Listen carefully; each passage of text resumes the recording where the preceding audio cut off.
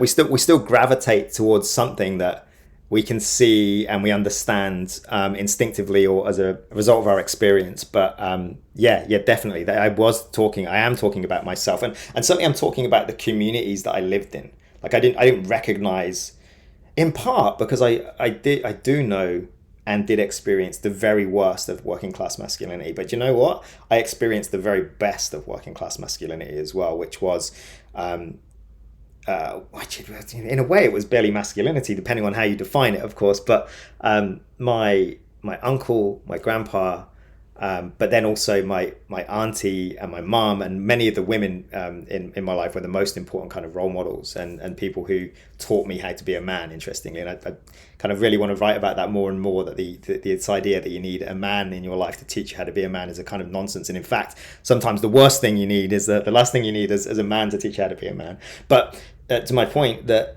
there were plenty of examples in my life of positive, caring, constructive, feminist with a small f, like people that didn't know they were feminists but were very much in tandem and had an appreciation of the role of the women in their lives.